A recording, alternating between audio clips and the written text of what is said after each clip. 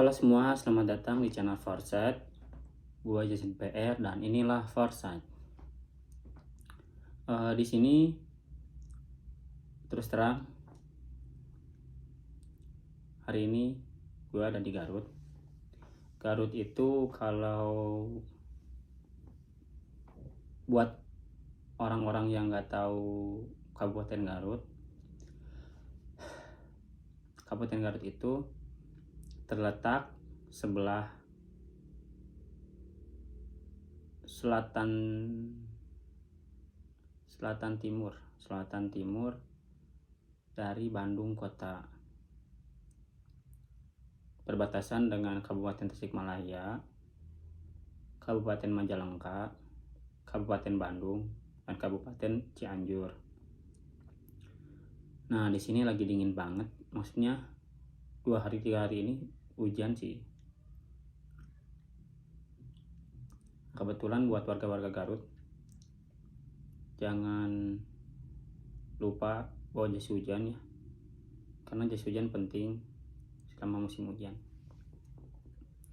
Nah, kemudian di sini gua akan membahas episode Open BO lagi, terbuka dalam berbagai opini.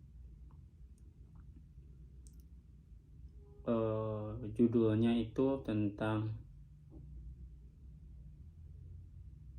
sarjana pengangguran. Jadi gua sebagai seorang sarjana, ya disebut pengangguran bisa, disebut enggak pengangguran bisa, karena ya gua masih disebut pengangguran tuh karena gua memang nggak bekerja. Disebut tidak pengangguran tuh karena gua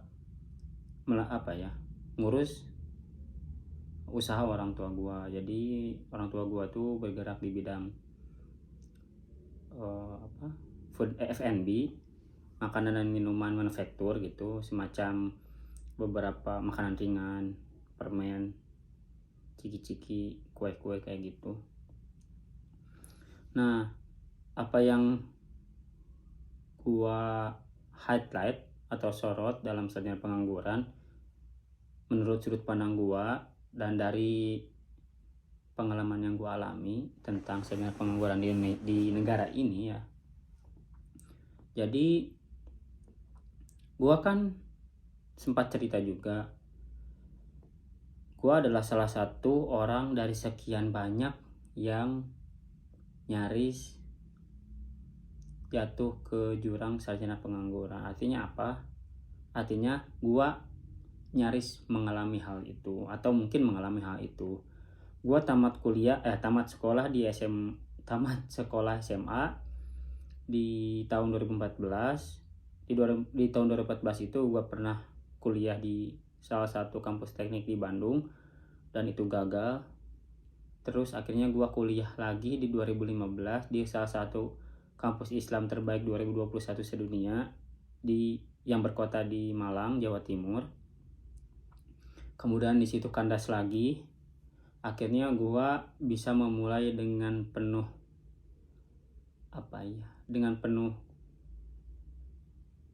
ketenangan dan dengan penuh kerendahan hati dan penuh pengharapan.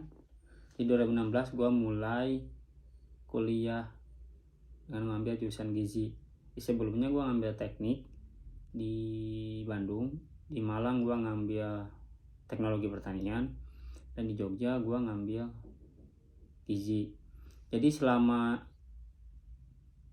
berarti 2014 ke 2022 selama 8 tahun gua lulus sebagai seorang sarjana gizi, 3 kampus, 3 jurusan. Nah, gua mulai lagi kuliah di 2016 dan lulus di 2020. Jadi secara akumulasi gua tuh 6 tahun kuliah, 6 tahun, 3 kampus, 1 gelar.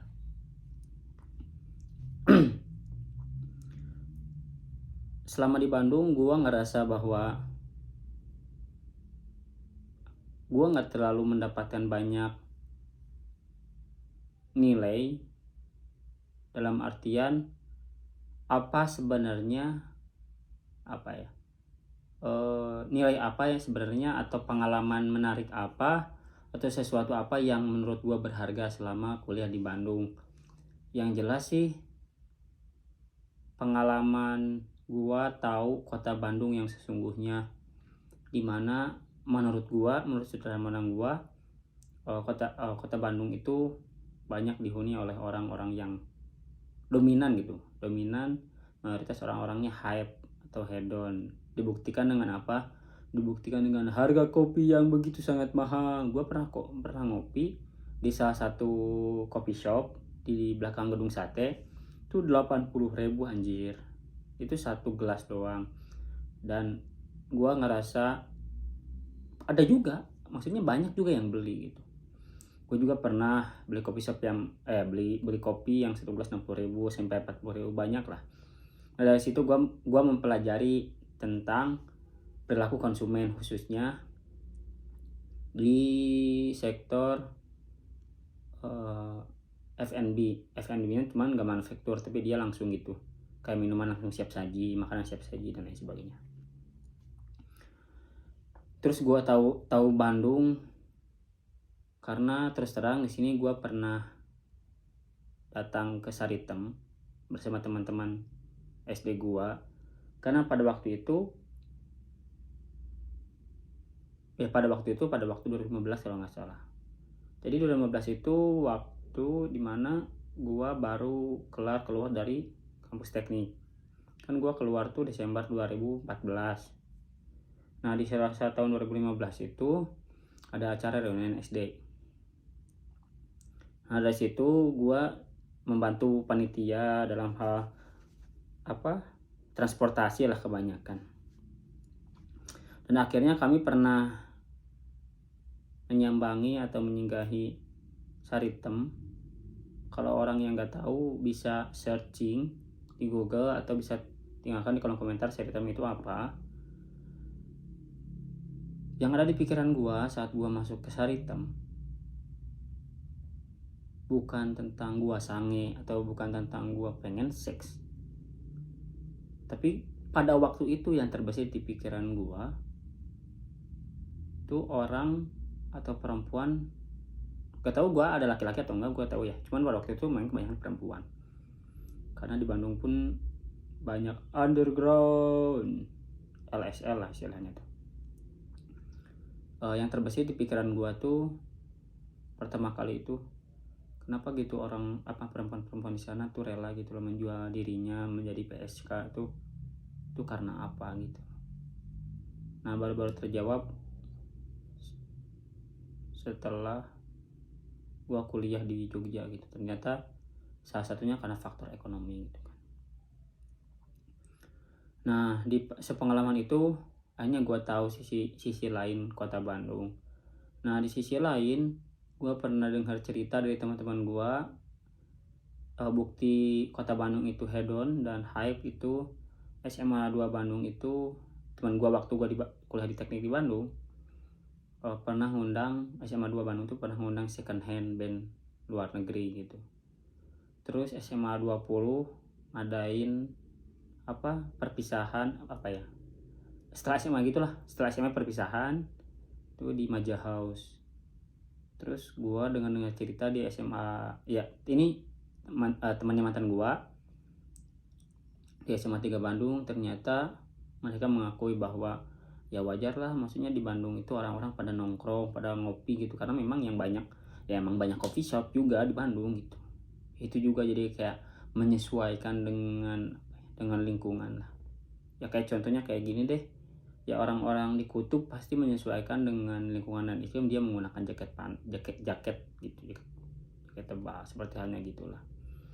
Ya itu adalah salah satu dari berbagai contoh yang banyak banget yang gua belum bisa jelasin sedetail mungkin. Nah, gua di 2014 gua mendapatkan nilai bahwa gini loh, hidup jauh dari orang tua, yang semua keputusan tuh sebenarnya tuh ada dalam diri kita gitu loh. With or without kita percaya atau enggak, transisi dari masa remaja ke dewasa itu benar-benar gue nyata banget, dalam artian dikasih duit segini mau dipakai apa, terus apakah akan minta lagi atau bertahan hidup dengan uang segitu selama 1 bulan tuh benar-benar gue ngerasa kehidupan yang sesungguhnya sih jauh dari orang tua. Terus di Bandung juga kulinernya enak-enak tapi cukup mahal. Kenapa gue bilang cukup mahal? Karena ternyata di Jogja ada ya, ternyata di kota lain ada yang lebih murah, contohnya di Jogja dan di Malang. Nah singkat cerita di Bandung nungguin ya, di Bandung itu cuacanya cukup enak juga, dingin, maksudnya sejuk lah. Nah singkat cerita di Bandung selesai, akhirnya gue ke Malang. Nilai di Malang yang gue rasain dan gue bisa ngambil nilai, ternyata ini nggak tahu ya karena lingkungan, mungkin juga balik lagi karena lingkungan tuh kan kebanyakan gue satu kos dengan orang-orang Jabodetabek kebanyakan ya.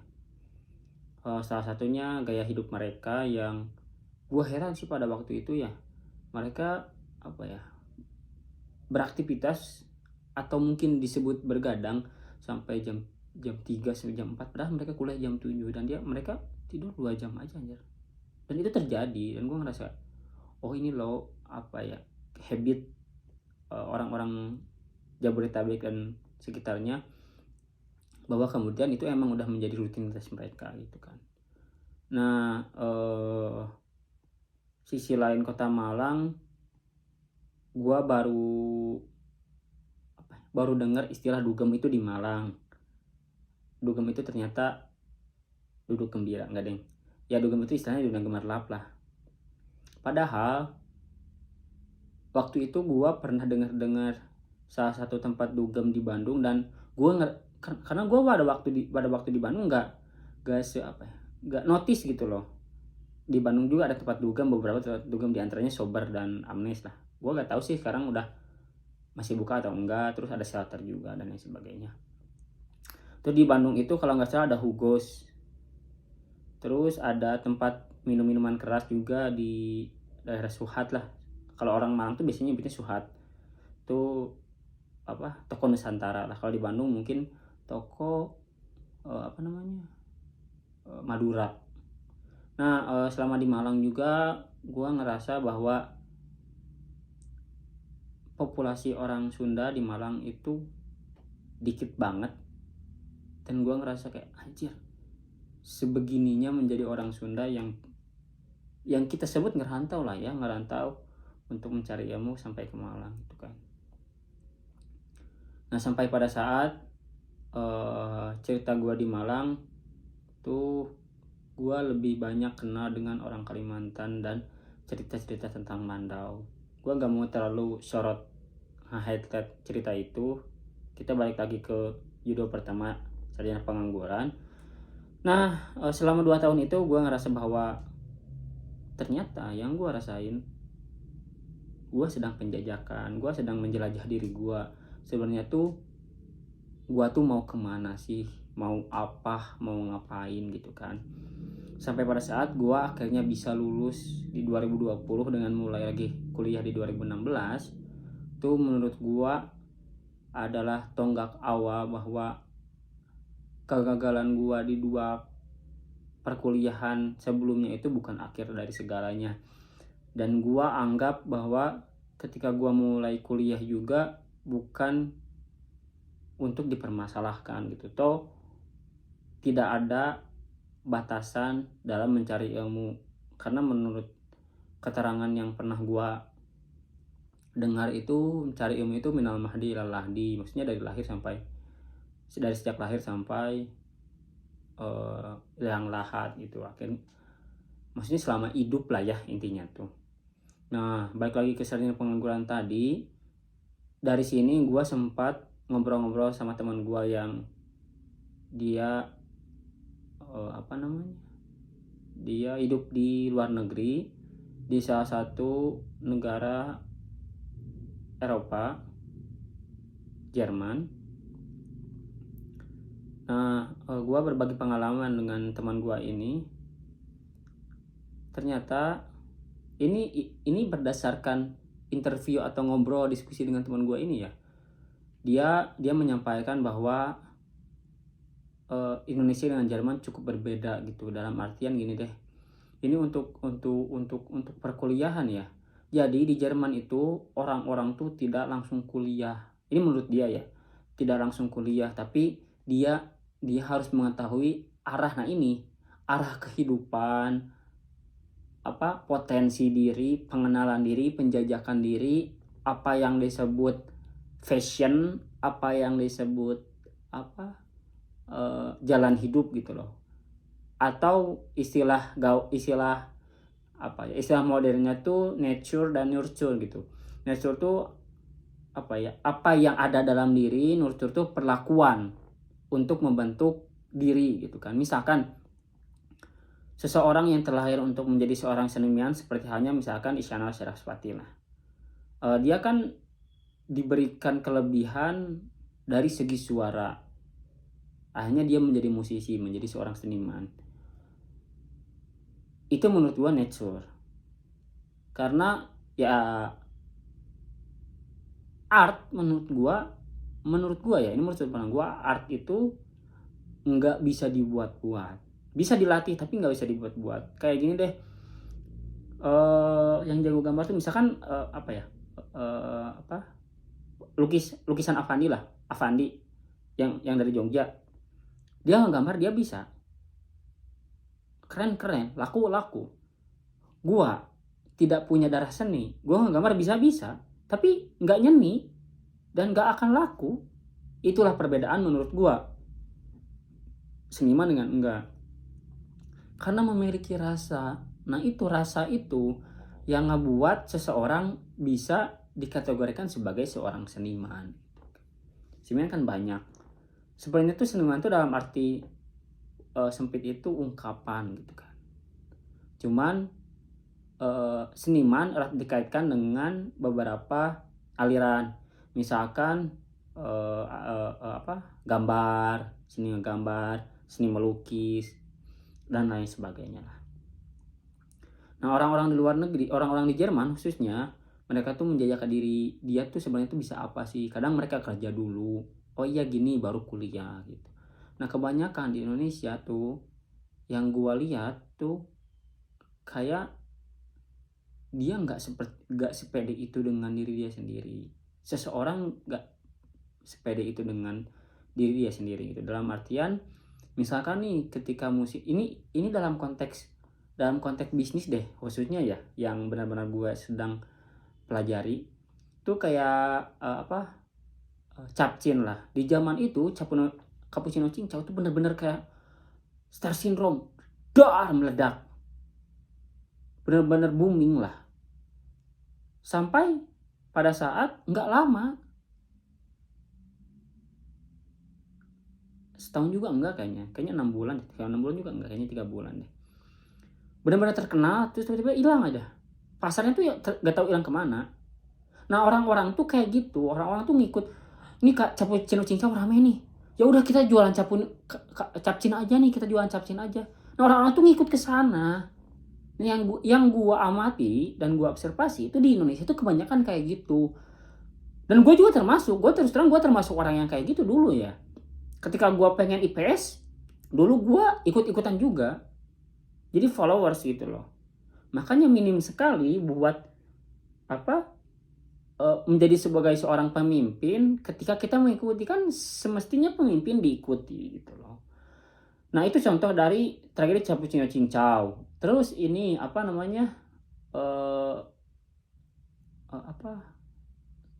jambu kristal.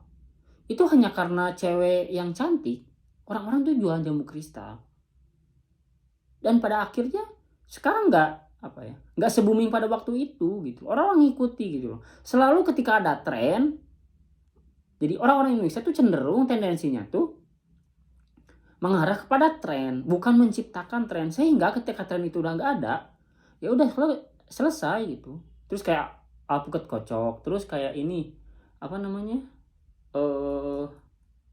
Milo gitu ya, kalau minuman Milo kalau nggak salah,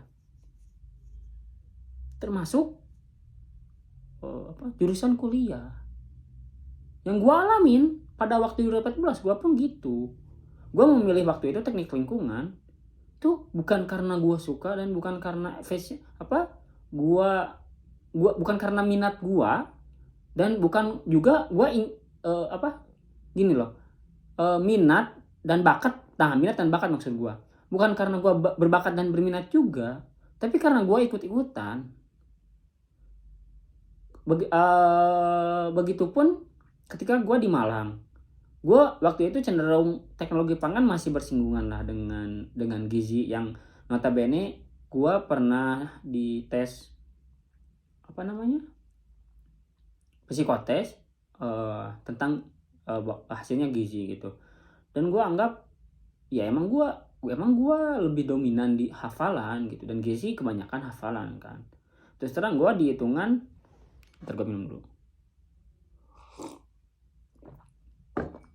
Terus terang gue di hitungan dan sama eksak gue nggak terlalu kompeten, dan gue nggak terlalu minat gitu sebenarnya. Nah, inilah yang mendasari kenapa banyaknya sarjana pengangguran. Gue lihat data BPS di tahun Februari 2021, sarjana yang menganggur hampir 1 juta orang. Badan Pusat Statistik atau BPS mencatat jumlah pengangguran terbuka di Indonesia mencapai 8.746.008 orang pada Februari 2021. Nah, menurut gua yang perlu disorot dari sarjana pengangguran ini ya tadi itu, ya perbedaan negara Indonesia dengan Jerman itu ya, di negara ini tuh kebanyakan orang-orang mengikuti tren, orang-orang mengikuti booming booming, orang-orang mengikuti yang, dan mayoritas mengikuti gitu loh. Tidak minim lah untuk menciptakan hal-hal yang baru, untuk memberikan pengalaman yang berbeda. Contoh lah, ketika pada waktu itu gua kuliah di Bandung, ternyata banyak juga yang keluar dari kampus itu, bukan hanya gua. Bahwa kemudian di 2014 aplikasi ojek online belum terlalu booming gitu. Di 2015 udah agak lumayan tuh. Nah, hadirnya startup ini, beberapa startup seperti ojek online dan ekspedisi chatbot misalkan, dari kata diksinya, brandnya mengandung bahasa Indonesia aja, dari sini baru bermunculan tuh apa yang disebut inovasi, apa yang disebut inisiasi, apa yang disebut pengalaman yang berbeda dengan sisa yang berbeda tuh diciptakan oleh berbagai orang, khususnya para pendiri startup gitu loh. Salah satunya ojek online dan e-commerce ya. Menurut gue itu breakthrough sih. Menurut gue orang-orang Indonesia harus banyak kampus-kampus atau lembaga-lembaga atau siapapun itu yang bisa mencetak generasi untuk memberikan inovasi, itu menurut gua sangat penting sekali sih, khususnya di dunia digitalisasi sekarang ya. Dalam artian tren video YouTube ini aja yang gua tayang dulu nggak semenarik itu loh. Orang YouTube lahir tuh dari, kalau nggak salah ya, ini seingat gua tuh dari 2 orang yang ingin sharing terkait apa yang dia ceritakan tuh dalam bentuk short video pendek gitu. YouTube dulu diperuntukkan untuk itu. Terus YouTube berkembang diklaim lah, diakuisisi lah oleh Alphabet, induk perusahaan Google. Berkembang ternyata di YouTube banyak sharing gitu loh, banyak bercerita, itu bahkan sampai 2 jam gitu. Sejam orang ngomong, orang berbicara, dan akhirnya dimonetisasi, dan akhirnya muncullah pasar. Nah, di Indonesia khususnya menurut gua orang-orang yang minim percaya terhadap visioner atau penglihatan ke depan tuh minim sekali. Founder Bukalapak aja pernah berkata, orang-orang investor-investor di negara ini nggak sepercaya itu dengan digitalisasi dan Internet of Things gitu kan. Begitupun Tokopedia kamu gitu kan. Tokopedia kamu dulu sediragukannya itu apa sih, katanya belanja teknologi. Padahal Amazon di Amerika itu udah ada di tahun 80-an loh, 86 kalau nggak salah atau 90-an gitu. 10 tahun, 15 tahun lebih dulu gitu loh, memunculkan itu. Terus Alibaba pun di Cina begitu demikian juga. Jadi perlu ada gebrakan-gebrakan, perlu ada ide-ide brilian yang mungkin beda, yang mungkin tidak terduga, yang mungkin orang anggap itu biasa saja, bahkan diragukan. Nah, di negara ini tuh harus apa ya? Harus mengapresiasi ide-ide itu. Terlepas nanti berhasil atau tidak itu adalah urusan belakangan. Yang penting memunculkan ide terlebih dahulu itu sudah apa ya? Langkah awal untuk berjalan maju gitu, dibanding mengikuti tren. Percaya atau tidak, mengikuti tren, ketika tren itu hilang ya kita akan kehilangan pasar itu. Contoh deh yang pernah gua alamin di salah satu, ya sekarang udah gulung tikar ya, warung Jawara samping Sisi Panjapa. Dulu itu rame banget coy, rame banget. Terus Dark Coklat yang di Jalan Pajajaran, terus The Anjlong, banyak kafe-kafe yang dulu tuh rame banget. Dan ternyata Abrak Kejapa kalau di Patriot dulu tuh rame banget. Mungkin entah pemiliknya nggak seadaptif dengan zaman atau nggak inovatif, yang menyebabkan akhirnya gulung tikar. Nah, ruang lingkup dengan skop tingkat kabupaten aja, ketika memang mengikuti tren, ya ketika tren itu hilang ya pasar itu pun akan hilang. Nah, pesan dari gua, ciptakanlah ide-ide brilian, ide-ide yang aneh, ide-ide yang konyol. Bahkan menurut definisi gua sebagai seorang entrepreneur, ya kita harus memikirkan apa yang tidak dipikirkan orang lain. Sulit, bukan berarti nggak bisa gitu. Nah, pesan gua terakhir untuk siapapun itu yang menyandang gelar sarjana dan masih pengangguran, nikmatilah proses itu, eksplorasi diri, kenali diri bahwa kita, kalau kata Ayah Pidi Baik, kalau ke dunia gak berkarya ngapain gitu loh. Kalau kata Buya Hamka, kalau hanya bekerja, kerbau juga kerja. Ya kalau cuman ngirup oksigen, kata Ayah Pidi Baik, gak berkarya ngapain gitu. Why? Ya gitu aja mungkin video dari Open BO tentang sarjana pengangguran. Terima kasih sudah menonton. Like jika Anda suka, dislike jika Anda suka. Jika Anda berminat untuk jejak pendapat, silahkan tinggalkan di kolom komentar, atau nilai yang bisa menimbulkan diskusi, bisa tinggalkan di kolom komentar. Terima kasih sudah menonton. Gue Yazid PR dan inilah Foresight. Dadah, selamat ketemu di video selanjutnya. Bye.